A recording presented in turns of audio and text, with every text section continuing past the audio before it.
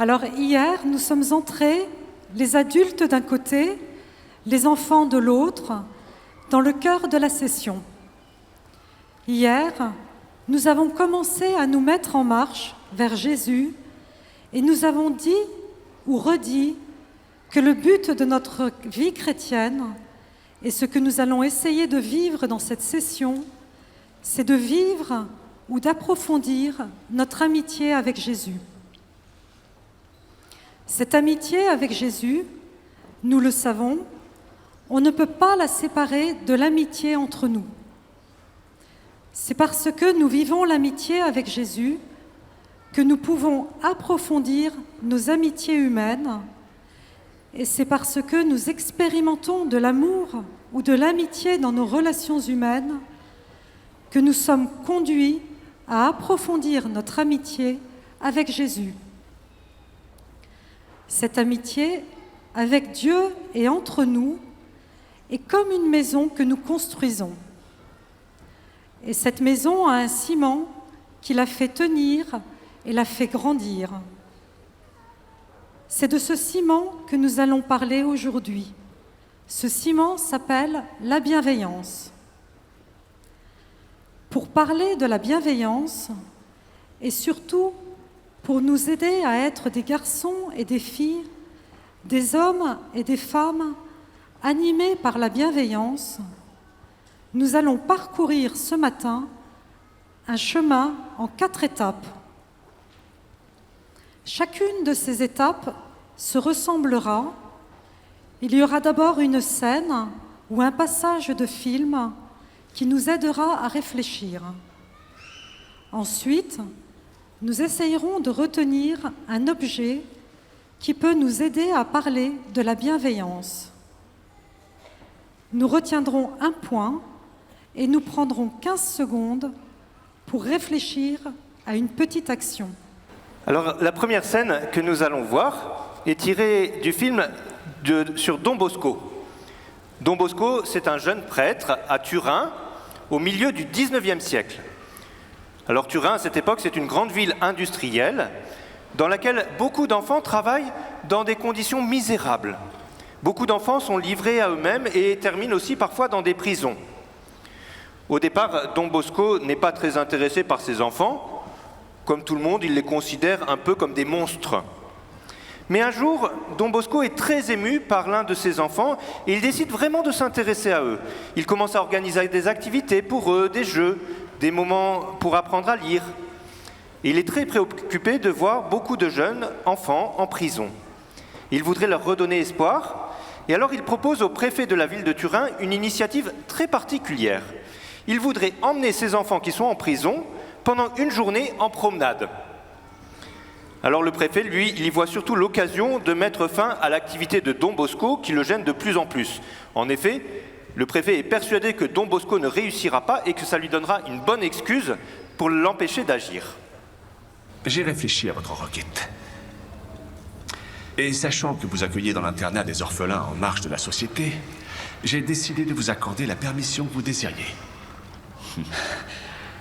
Excusez-moi, j'ai bien entendu, Votre Excellence.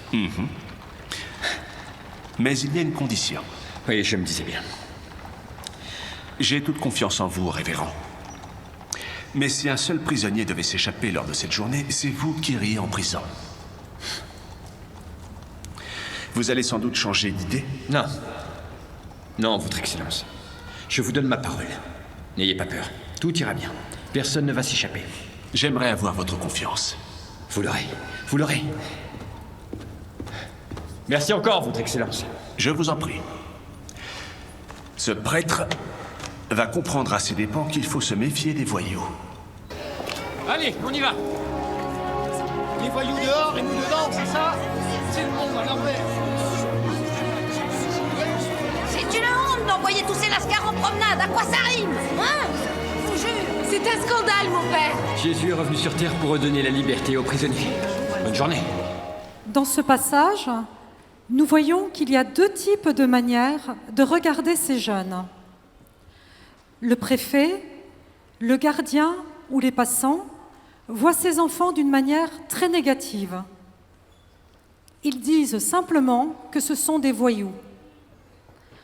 Don Bosco, lui, sait bien que ses enfants ont fait sûrement de grosses bêtises, mais il cherche à garder sur eux un regard positif.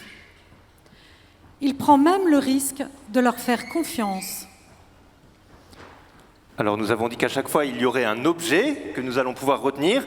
Le premier objet que nous allons mettre dans notre sac, ce sont des lunettes. Il faut mettre des grandes lunettes. Alors pourquoi des lunettes?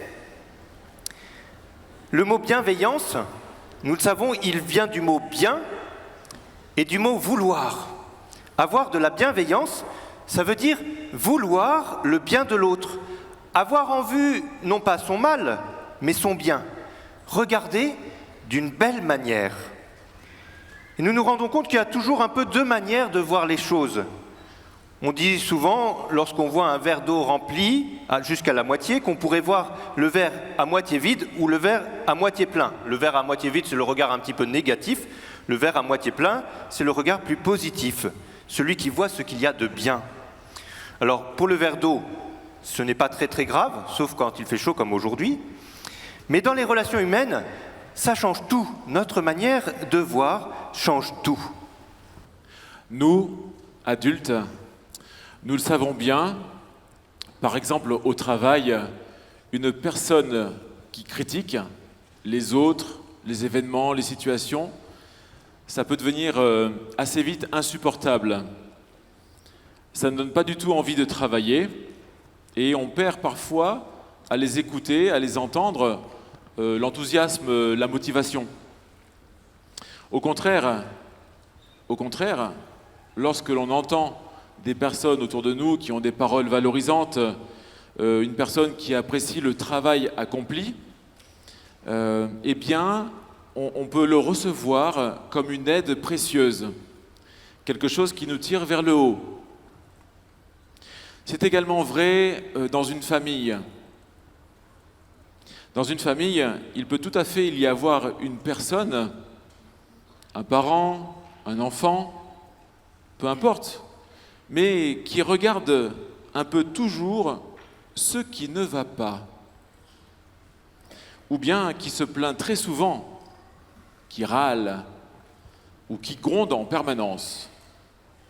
À la fin, ça ne donne pas de joie. On peut même dire que c'est parfois source de tristesse plus que d'agacement. Et ça ne donne pas envie de faire grandir l'amour ou bien simplement de faire des choses ensemble.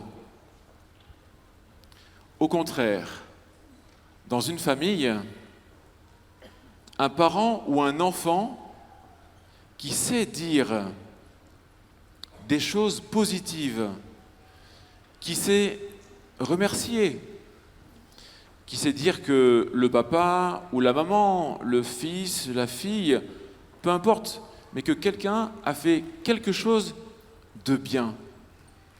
Ça change radicalement tout. Tout dans le cœur, tout dans la tête, tout dans la journée. C'est un bel encouragement et ça donne, c'est contagieux, ça donne envie de faire les choses mieux. Ça nous permet d'être bien dans notre famille. Donc la bienveillance est ce qui fait du bien dans notre famille ou au travail, et c'est ce qui permet l'avènement d'un climat d'amour. On parle souvent d'atmosphère, on parle de climat aussi, un climat qui nous environne d'amour. Et ce climat, comme le soleil cette semaine, s'installe. Et la bienveillance fait grandir.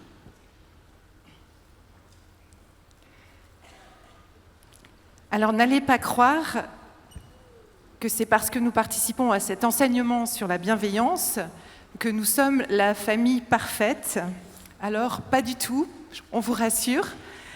À la maison, nous avons les disputes, les agacements, les ras-le-bol, voilà, les énervements qui nous font perdre la joie et la paix. Et donc ça, c'est tous les jours, hein, on ne va pas vous mentir, plus ou moins fortement.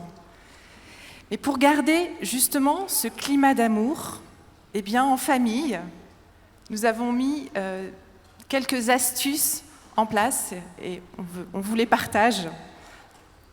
Donc avec Olivier, nous essayons le plus souvent dans la journée, en tout cas c'est vraiment une attitude profonde, de valoriser nos enfants, de les encourager, de s'émerveiller de ce qu'ils sont. Le plus possible, pour des toutes petites choses. Alors concrètement, c'est très simple, c'est des mots-clés qui jaillissent de nos cœurs.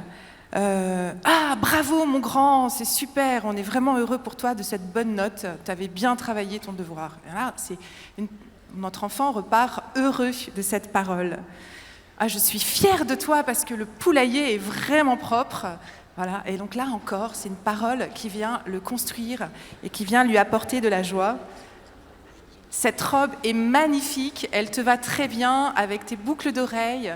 Vraiment, tu es très belle. Et je suis sûre que vous avez des milliards d'exemples. Ce qui est important, ce sont ces mots qui viennent valoriser, encourager, s'émerveiller de ce que sont profondément nos enfants et on ne leur dit pas assez. Alors bien sûr, voilà, on s'appuie souvent sur ce qu'ils réussissent, ce qui marche pour eux, ce qui est leur force, leur atout. Et du coup, c'est plus facile pour nous de les valoriser dans ce sens-là. Mais il y a aussi tout ce qui ne fonctionne pas forcément, le rangement de chambre, les habits qui traînent partout, la table qui n'est toujours pas débarrassée. Et du coup, on a vraiment décidé de s'appuyer sur la confiance qu'on leur donne. Et du coup, on leur redit, ok, on sait que tu peux le faire, on renouvelle notre confiance. Voilà, on leur renouvelle notre confiance, on leur dit que c'est vraiment un point d'amélioration et qu'on les aime. Voilà, c'est vraiment important de s'appuyer sur leurs forces et leur renouveler notre confiance sur les points qui sont à améliorer, on va dire. Voilà, et puis avec les enfants, un peu plus concrètement, nous essayons de soigner notre langage au quotidien. Très concrètement, en fait, à la maison, on ne dit pas de gros mots, on ne s'insulte pas. Alors nous, déjà en couple, on ne le fait pas devant les enfants et on ne le fait pas du tout, on ne le fait jamais en fait. Non mais c'est vrai, pour ceux qui nous connaissent, ils le savent. Et du coup, on essaye de ne pas se dire des mots blessants, parce que les mots blessants, eh bien en fait, on le voit bien nous adultes, dès que quelqu'un nous dit un mot blessant, ça nous blesse profondément. Et nos enfants sont mais profondément blessés, démunis, face à une parole blessante qui vient de leurs parents, même sur le ton de la plaisanterie. Voilà, tout ce qui rabaisse peut vraiment faire mal. Alors, du coup, chez nous, ça dérape, hein, vous inquiétez pas, il y a des petits mots qui volent de temps en temps. Alors, on propose aux enfants, très concrètement, de rejouer la scène. Attends, là, comment tu aurais pu le dire autrement ? Du coup, on fait un petit marche arrière et les enfants, on leur propose de rejouer la scène pour exprimer ce qu'ils avaient envie d'exprimer, mais d'une manière qui ne soit pas rabaissante ou blessante pour l'autre. Voilà, on a d'autres petites astuces. À chaque fois qu'on joue à un jeu de société, on se fait le câlin du perdant. Comme ça, en fait, celui qui perd, il passe un super bon moment. Voilà, des petites choses comme ça. Et pour terminer, on vous livre notre secret. Le câlin du perdant. On vous donne l'astuce.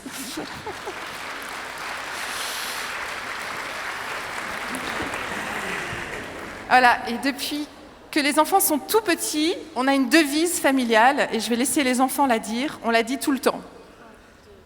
Le plus important, c'est l'amour.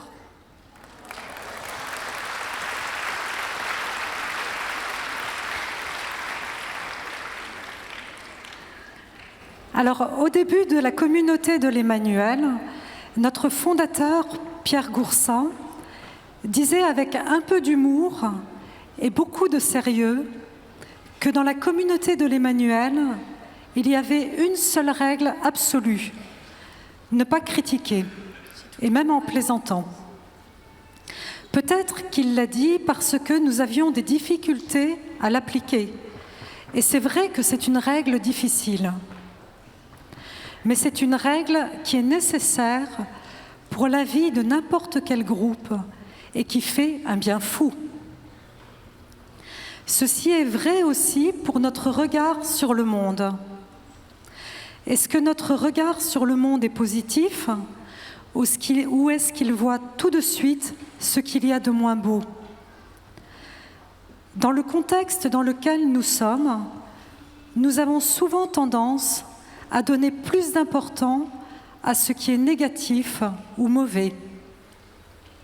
Il ne s'agit pas, bien sûr, de devenir naïf ou béat, mais de partir avec un a priori positif pour savoir voir ce qu'il y a de beau et le faire grandir, et ne pas laisser ce qu'il y a de plus négatif prendre trop d'importance. Alors, avec quelles lunettes est-ce que nous regardons les personnes qui sont autour de nous? Avec des lunettes qui voient plutôt ce qui est moins beau, ou avec des lunettes qui disent ce qui est beau?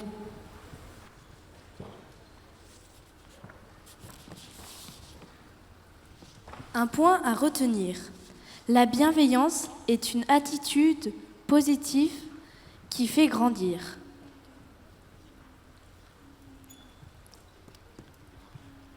Une démarche.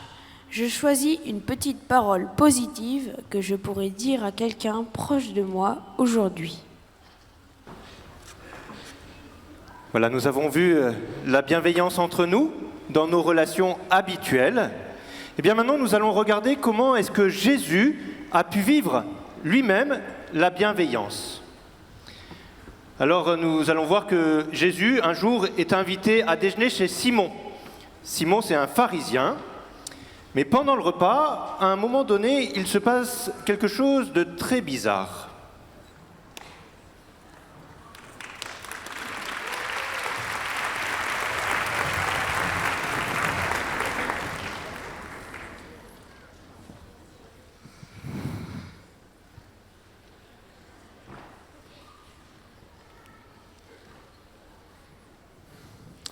Jésus, bon maître, vraiment, je suis d'accord avec toi. Ton enseignement est tout à fait formidable. Il me réchauffe le cœur. Tu as tout à fait raison, bon maître, de nous inviter à préférer Dieu, à aimer Dieu et à aimer le prochain. Effectivement, autour de nous, on voit bien Jésus.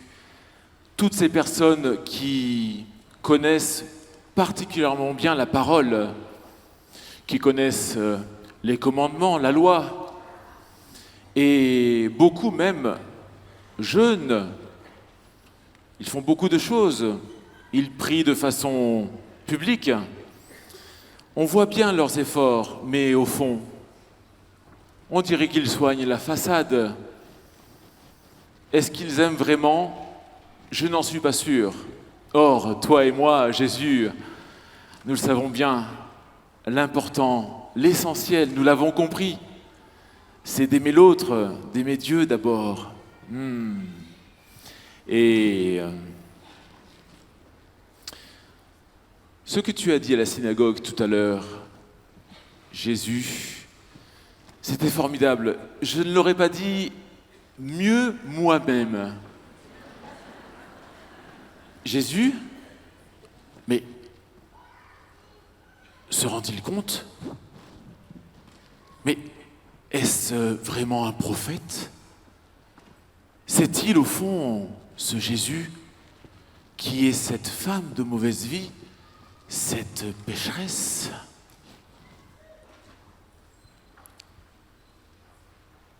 Simon, Oui, bon maître, je voulais te raconter une histoire. je t'écoute. Cette histoire, c'est l'histoire d'un homme riche et généreux, qui avait prêté de l'argent à 2 hommes. L'un des 2 hommes avait reçu 25 000 €. L'autre avait reçu 2 500 €. Le problème, c'est que ni l'un ni l'autre de ces 2 hommes ne pouvaient le rembourser. Du coup, cet homme riche et généreux annula toutes les dettes. Alors, Simon, à ton avis, lequel de ces 2 hommes aura le plus d'amour pour celui qui lui a prêté l'argent. Jésus, je vois que tu parles en parabole.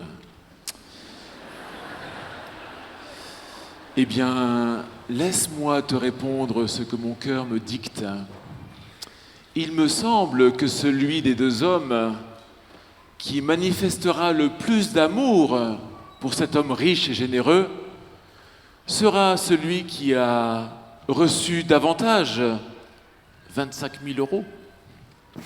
Bravo Simon, tu as parfaitement raison. Eh bien, tu vois, là, c'est la même chose qui est en train de se passer.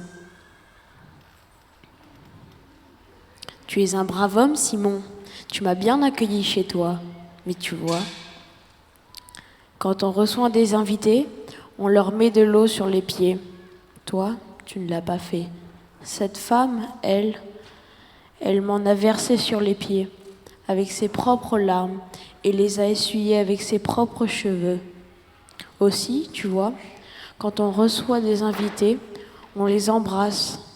Toi, tu ne l'as pas fait. C'est cette femme, elle, qui m'a couvert les pieds de baisers. Enfin, quand on reçoit des gens importants chez soi, on leur verse du parfum sur la tête. Toi, tu ne l'as pas fait. C'est elle qui l'a fait. Elle m'a embaumé les pieds de parfum. Alors, Simon, entre elle et toi, lequel de vous deux aura le plus d'amour? Tu le vois bien. Elle est peut-être une pécheresse, comme tu le dis. Elle a peut-être besoin de se faire plus pardonner que toi, comme tu le penses. Et toi, peut-être que tu as moins de péchés à te faire pardonner, mais tu as aussi beaucoup moins d'amour. Elle a peut-être beaucoup plus à se faire pardonner, mais elle a beaucoup plus d'amour. Va. Tous tes péchés sont pardonnés. Ta foi t'a sauvé. Va en paix.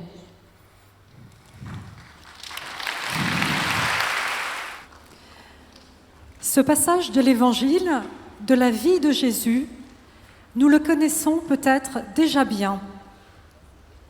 Nous sommes même habitués dans l'Évangile à voir des passages un peu comme celui-là, où Jésus semble donner plus d'importance à la personne qui pourtant a fait le plus de péchés. Par exemple, dans la parabole du fils prodigue, ou dans celle du pharisien et du publicain qui vont prier au temple. On peut être aussi étonné lorsque Jésus dit à l'homme qui est crucifié avec lui, certainement un bandit, « Aujourd'hui, tu seras avec moi au paradis. »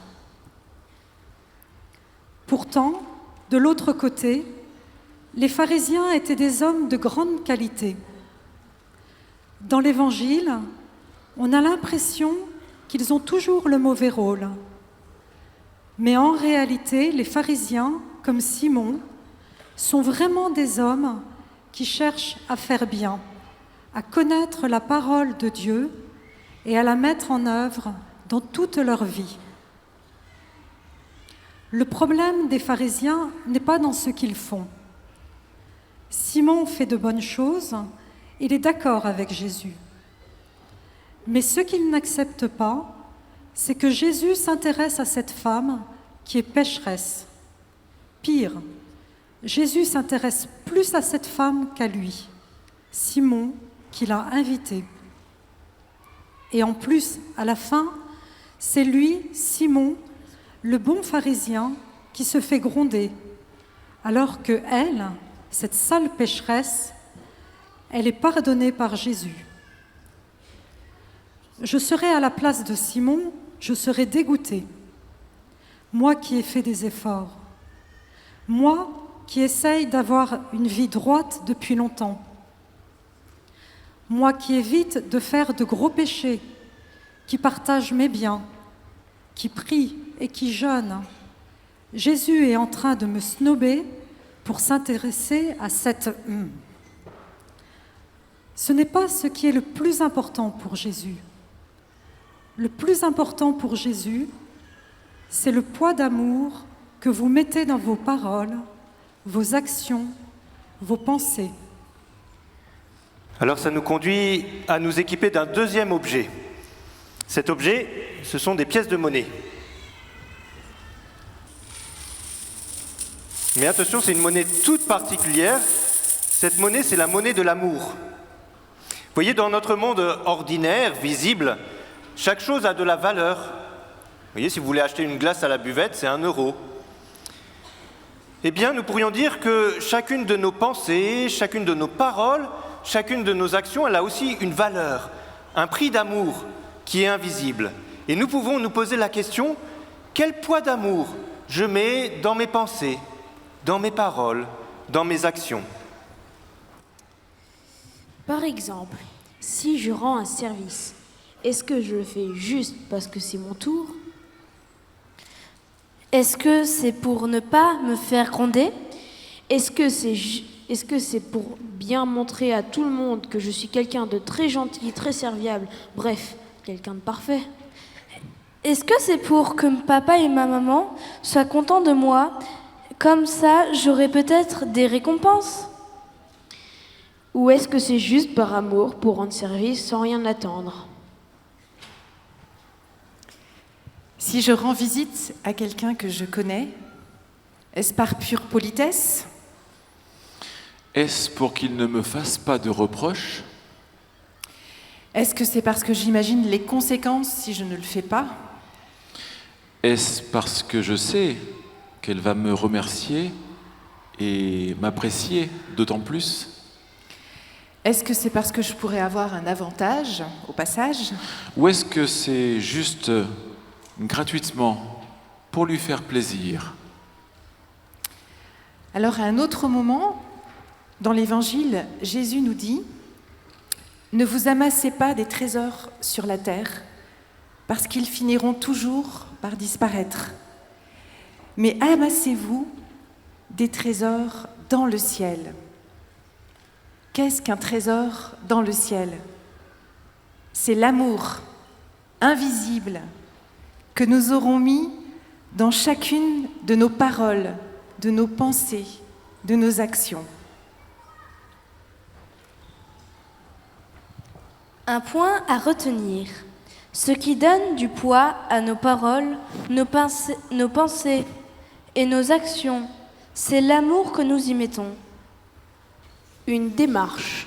Je choisis pour aujourd'hui une petite action que je ne ferai que par amour, que personne d'autre que moi ne remarquera. Voilà, et de nouveau, chacun, nous réfléchissons à une petite chose que nous pouvons faire très discrètement aujourd'hui, juste par amour, pour que personne ne la remarque. Alors nous avons vu un petit peu ce qu'était la bienveillance, nous avons vu aussi la bienveillance de Jésus, en particulier dans cette histoire chez Simon, avec cette femme. Bien maintenant, nous allons voir peut-être parfois comment est-ce que nous pouvons rencontrer des obstacles pour être des garçons et des filles, des hommes et des femmes bienveillants. Alors pour cela, nous allons voir l'histoire de 2 enfants, Tim et Luce, qui sont à la fin de la journée en train de terminer leurs devoirs. Tous les jours que Dieu me donne et pour tout ce qu'il donnera, je chanterai pour que résonne dans ma louange un chant de joie. Ça y est, j'ai fini. Je peux aller jouer, moi. Tais-toi, Tim. Moi, je n'ai pas encore fini. Il me reste encore à réviser l'histoire géo. Maman, je peux aller jouer au parc et rejoindre Basile et Théo. J'ai fini mon travail. Tim, tais-toi, s'il te plaît. Je n'arrive pas à me concentrer. Oh, mais dépêche-toi, Luce. Tu mets toujours tellement de temps à terminer ton travail. Ce n'est quand même pas si compliqué. Toi, c'est toi. Moi, c'est moi. Ce n'est pas mon problème si toi tu bâclais ton travail. Moi, je m'applique. Bon, moi, je vais au parc. Toi, débrouille-toi avec ton travail. C'est ça, oui. Jamais, jamais l'égaler.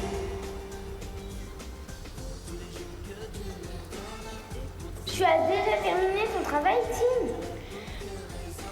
Oui, Luce, aujourd'hui les profs m'ont dit sympa. Il n'y avait pas trop de devoirs. Et je suis très pressée de rejoindre Basile et Théo au parc. Tu as de la chance, toi. La maîtresse, elle nous a donné une leçon d'histoire géo à apprendre super long. Je vais jamais y arriver, moi. Mais non, t'inquiète pas, ce n'est pas si difficile. Bon, moi j'ai terminé, je vais jouer.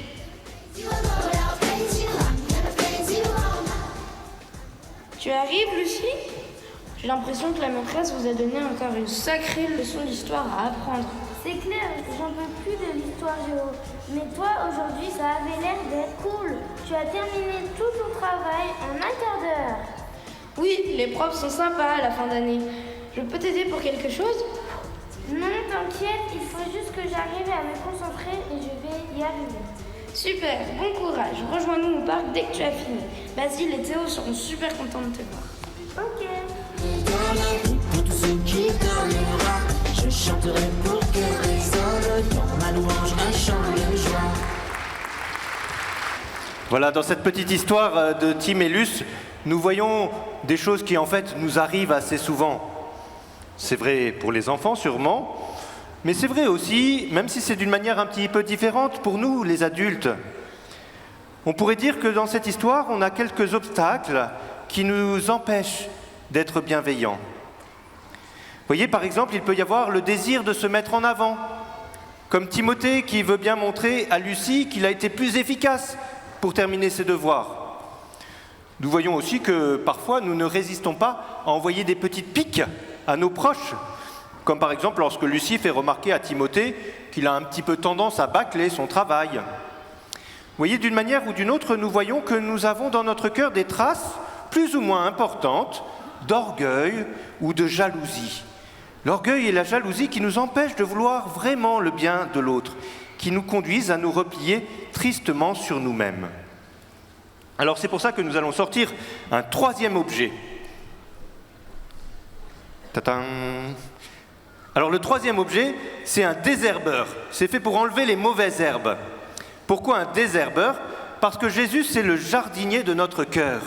Et nous lui demandons de venir déraciner les mauvaises racines que nous avons dans notre cœur, les mauvaises racines de l'orgueil et de la jalousie. Parce que l'orgueil et la jalousie sont vraiment comme cette mauvaise herbe qu'il faut demander à Dieu de venir déraciner. La jalousie nous empêche d'être bienveillants. La jalousie, c'est regarder avec envie ce que les autres ont et que je n'ai pas. Et la jalousie engendre une profonde tristesse. Dans la Bible, nous voyons de la jalousie depuis le départ, presque depuis la création. Caïn, le fils d'Adam et Ève, est jaloux de son frère Abel, au point qu'il le tue. Nous avons vu aussi tout à l'heure l'histoire de Simon et de la pécheresse. Et au fond, Simon est jaloux de cette femme. En fait, Jésus s'intéresse plus à elle qu'à lui. Il trouve ça pas juste, il est jaloux. On dit souvent, vous le savez, la jalousie est un vilain défaut. Eh bien, en fait, c'est beaucoup plus que ça. En fait, la jalousie, c'est une véritable tentation. C'est comme une mauvaise herbe. Au départ, ce n'est qu'une petite graine, anodine, un petit peu jaloux comme ça. Mais si on la laisse grandir, si on laisse la jalousie s'installer, ça devient un véritable poison dont on ne peut plus se débarrasser et qui nous empêche vraiment de vivre dans la joie. Si vous voulez être sûr d'être malheureux, soyez jaloux. Au contraire, dès que vous voyez un peu de jalousie apparaître dans votre cœur, dans votre affectivité, dans votre esprit, bref, quand vous voyez la petite graine arriver, ne la laissez pas grandir. Demandez, ça c'est important, demandez à Dieu de la retirer pour vous. Comme ça, il va s'en occuper, parce qu'il sait extrêmement bien s'occuper de ce genre de petits poisons. il fera beaucoup mieux que nous. Un autre obstacle à la bienveillance qui ressemble à la jalousie, c'est l'orgueil. Timothée, au début, est un peu orgueilleux. Il profite du fait qu'il a vite terminé son travail pour, au passage, humilier sa sœur. L'orgueil est ce qui me conduit à me mettre en avant, à donner l'impression que je suis meilleur que l'autre. Là aussi, l'orgueil est une très mauvaise racine. Dès que nous avons des pensées d'orgueil, il faut les empêcher de grandir et demander au Seigneur de venir très vite les déraciner. Sinon, elles risquent d'envahir toute notre vie comme une vilaine mauvaise herbe.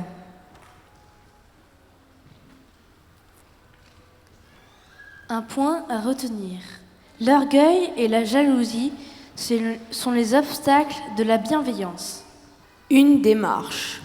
Intérieurement, je dis cette petite prière de tout mon cœur. Jésus, doux et humble de cœur, rends mon cœur semblable au tien. Et cette petite prière, nous pouvons la redire aussi régulièrement dans notre journée, surtout lorsque nous voyons que nous avons un petit peu ces germes de jalousie.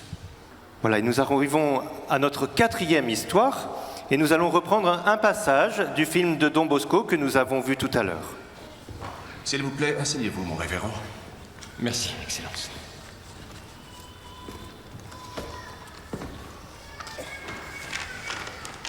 Vous devenez de plus en plus célèbre à Turin.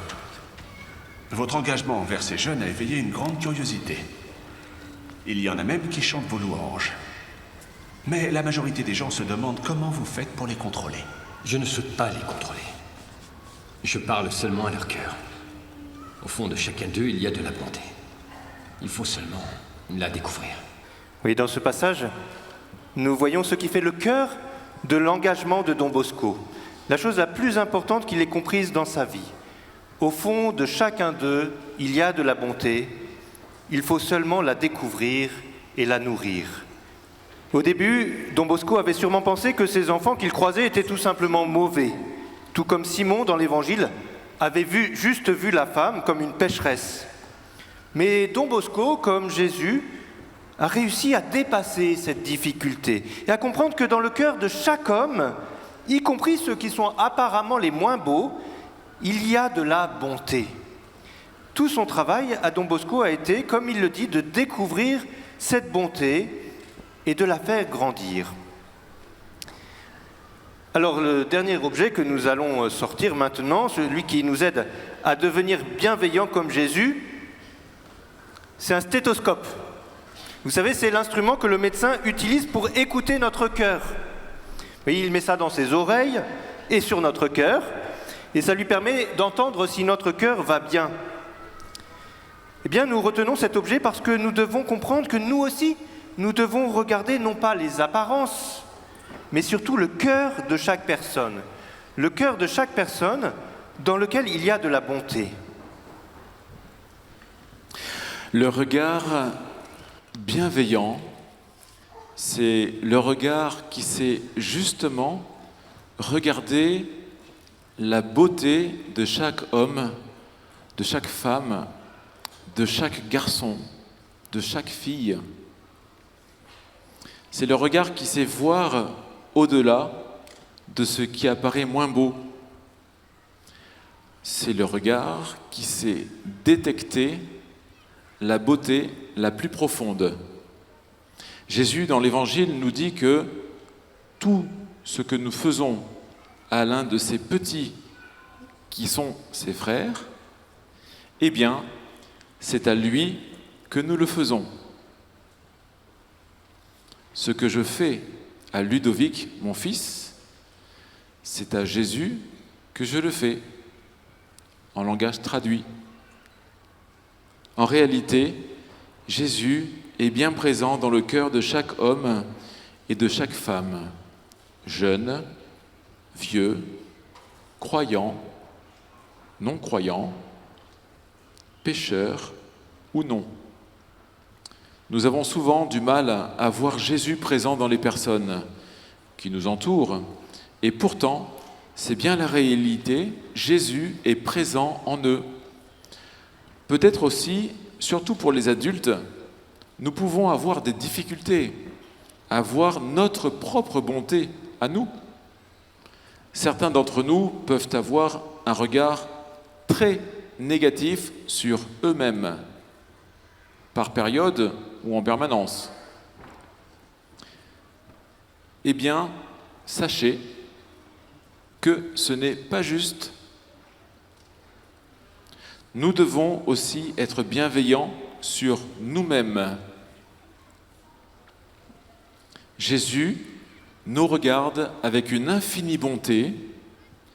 Il voit notre cœur qu'il a créé à son image, notre cœur qui est beau, notre cœur qui est plein de bonté, même si parfois cette bonté a du mal à s'exprimer. Notre cœur est fait pour aimer, pour dire du bien, pour faire du bien. Il n'est jamais fait, au départ, pour critiquer ou pour faire le mal.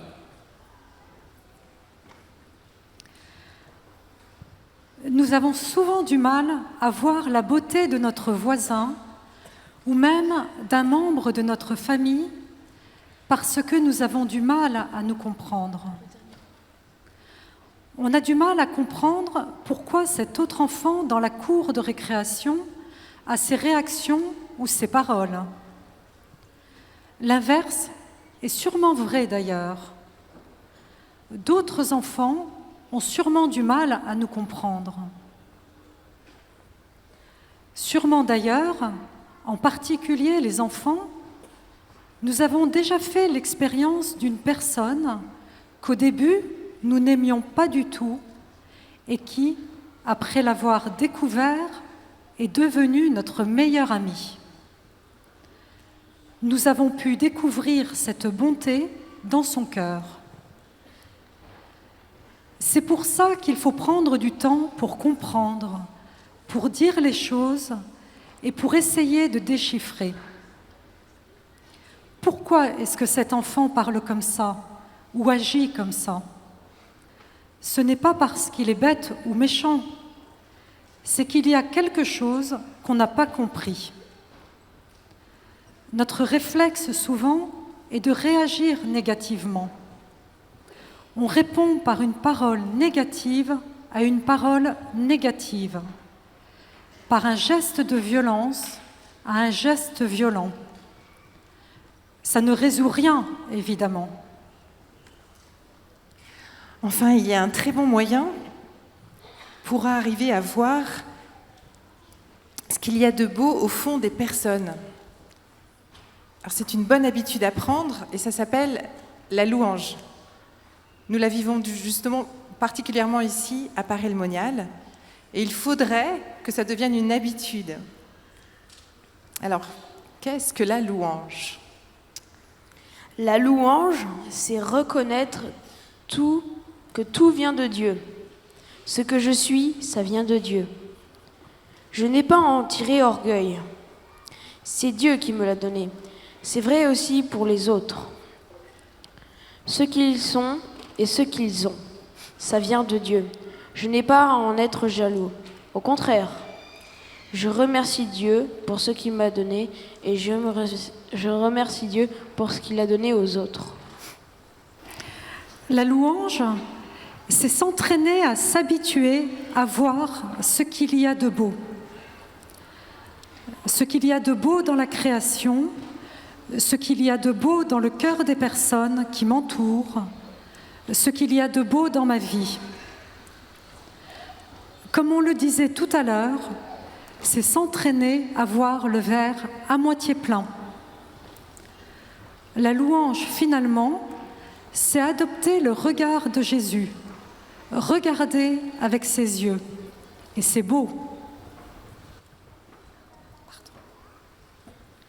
Enfin, un dernier point à retenir.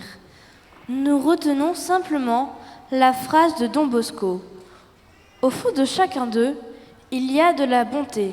Il faut seulement la découvrir. Une dernière démarche. Je pense à une belle chose que je vois chez un de mes proches et je remercie le Seigneur pour ça. Alors justement, nous allons remercier le Seigneur en le louant et surtout avec les 10-11 ans qui vont nous chanter leur chant. Tous les jours que Dieu me donne et pour tout ce qu'il donnera, je chanterai pour que résonne